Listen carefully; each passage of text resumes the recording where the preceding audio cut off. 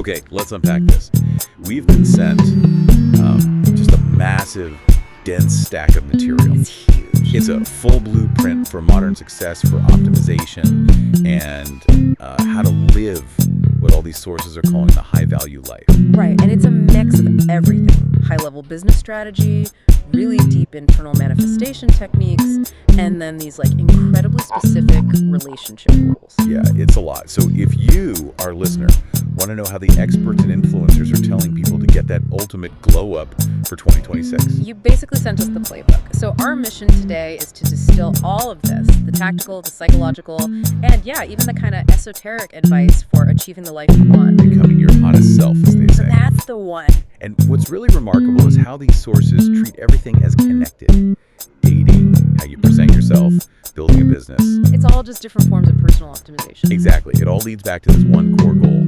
So the big question we really need to answer today is this. When you put all these strategies together, is the modern path to success driven by, deep internal transformation? Or is it more about aggressive external performance? Or just sheer, cold, calculated strategy? We're trying to find that common blueprint running underneath it all. Let's do it. Okay, so let's start exactly where the sources tell us to start, which is the absolute foundation, your self-worth and mindset. Mm-hmm. The very first piece of advice we saw, it was universal, focused on redefining what confidence even is.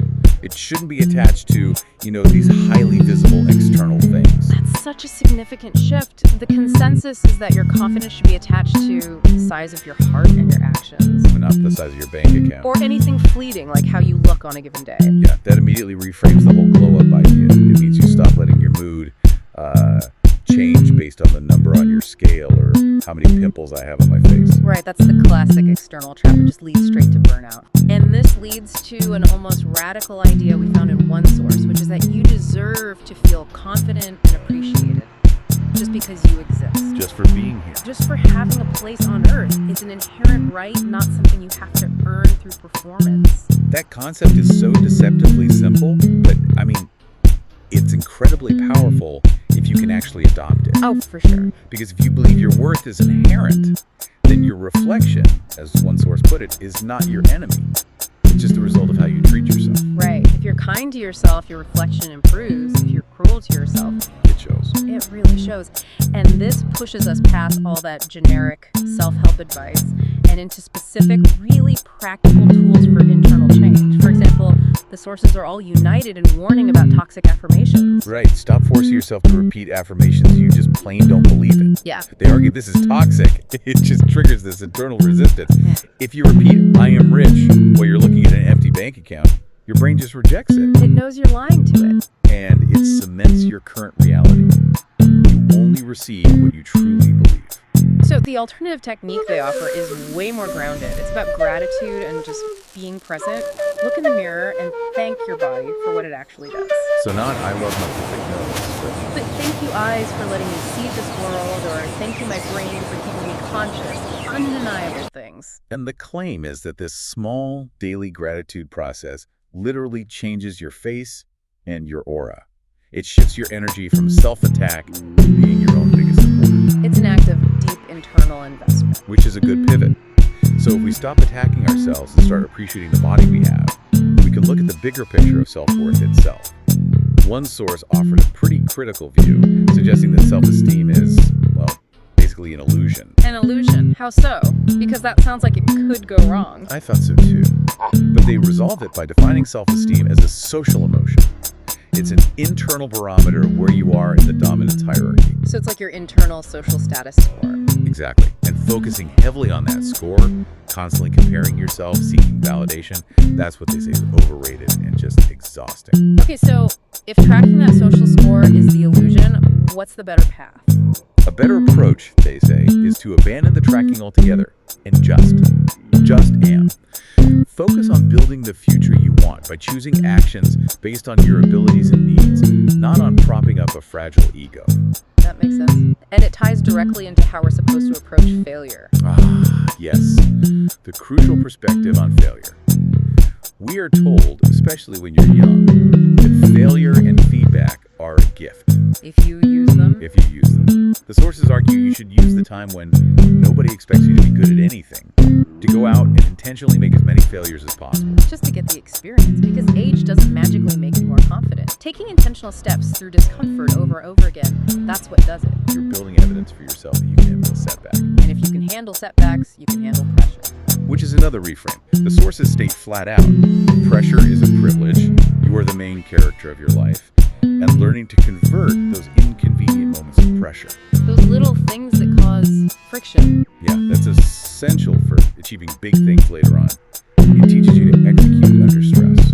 It's the difference between seeing a challenge and thinking this is a punishment versus seeing it and thinking, wow, I've earned the opportunity to face this. That's a perfect pivot point, because if we've established the internal blueprint, that inherent worth, that ability to convert pressure, the sources then immediately translate that power into strategy. Into deliberately creating your future. And what's so fascinating is how getting what you want is framed, not as luck or some, woo-woo. No, it's framed as rigorous strategy. It absolutely begins with radical specificity. We saw so many calls to know exactly what you want and to want it unapologetically. Stop being humble about your dreams. Vague dreams get you vague results.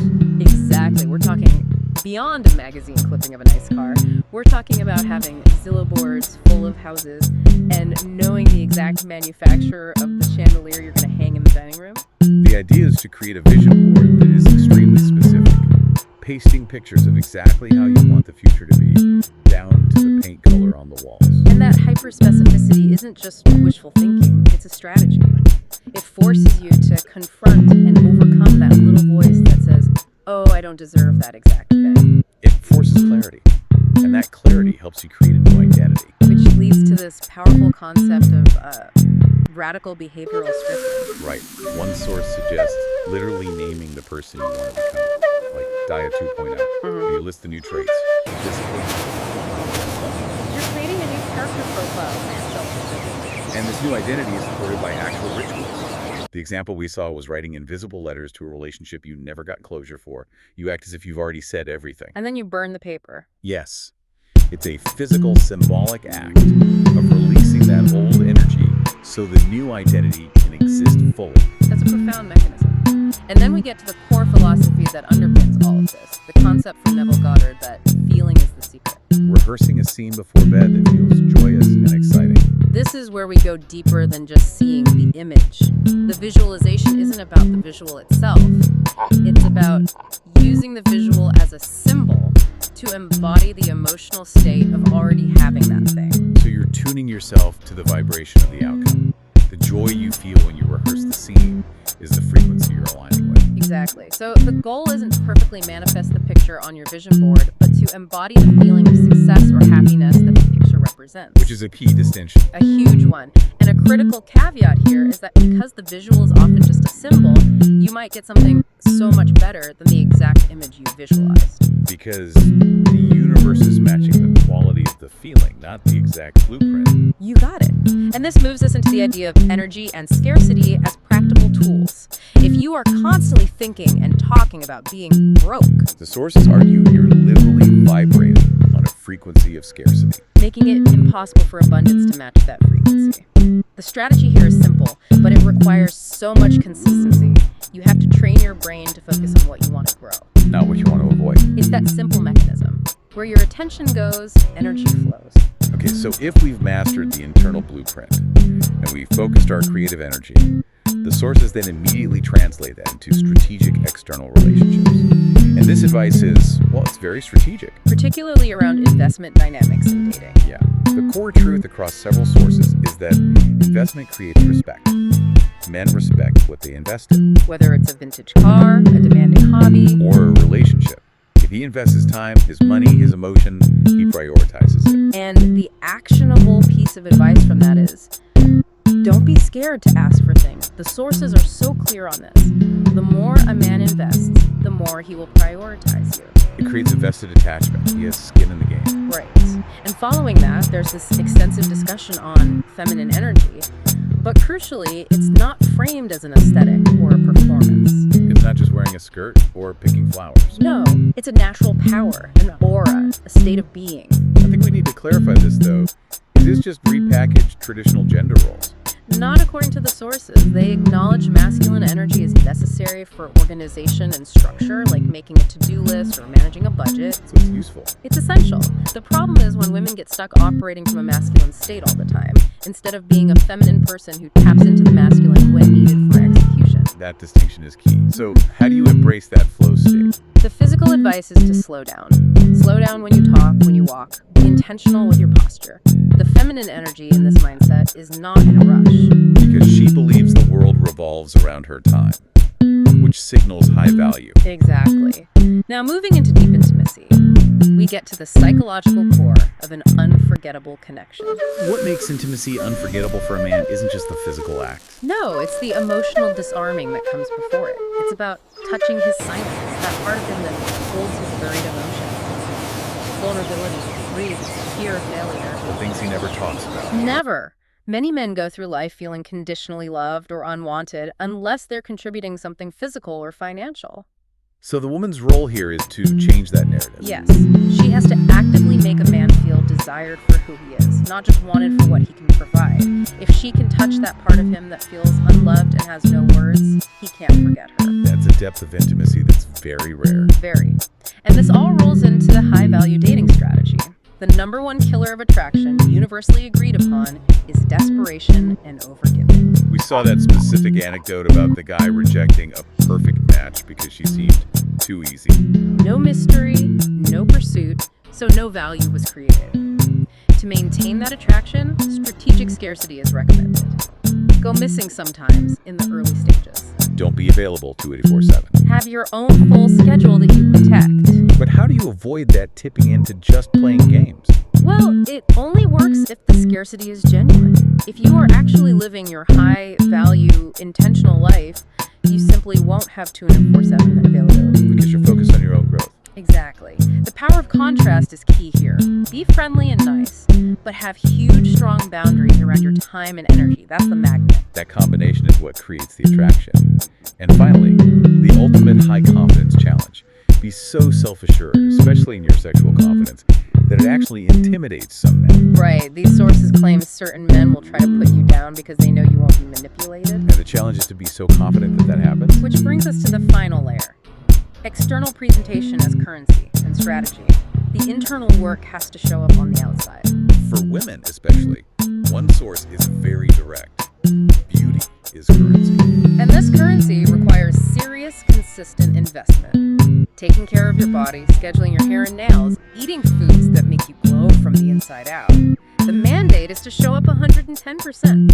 That investment mentality extends right into personal branding. We saw the analysis of Rosé from Blackpink's solo career. Yeah, that was fascinating. She embraced a core element from the group, the color pink, but evolved it by pairing it with red to mark her new, more mature era. The lesson being that success often comes from strategically evolving what you're already known for. So the key takeaway is to turn your existence into a brand. Treat your time and energy as valuable, and set boundaries that reflect that value. Because the people who make it furthest, the sources insist, aren't always the best looking or the smartest. They're the most persistent and consistent in maintaining their brand standards. That consistency brings us to the final psychological trait they emphasize: conscientiousness. Which is defined as how much you care about maintaining an orderly, productive structure around yourself. Low conscientiousness just leads to pure chaos. Missed deadlines, poor quality work. But the sources also warn against the other extreme. Yeah, excessively high conscientiousness can become OCPD, where the need for order is paralyzing. So the sweet spot is maintaining a high-quality standard without sacrificing speed. It's the difference between doing a final proofread on an important email and having to reread that email 50 times before you can send it. You don't have to be perfect, but you have to be good and reliable. It's measured, consistent execution. Which brings us back to that central friction we saw. So what does this all mean? We've seen this incredible tension between intense external optimization, the strategy, the branding, the physical investment, and the deep internal work required for true self-worth. It's a high-stakes, high-effort thing. And that extreme effort has a real cost. We saw that burnout is often misunderstood. It's not just about needing more rest. No, burnout is frequently caused by having crazy high expectations of yourself, and crucially, equating your self-worth with your output.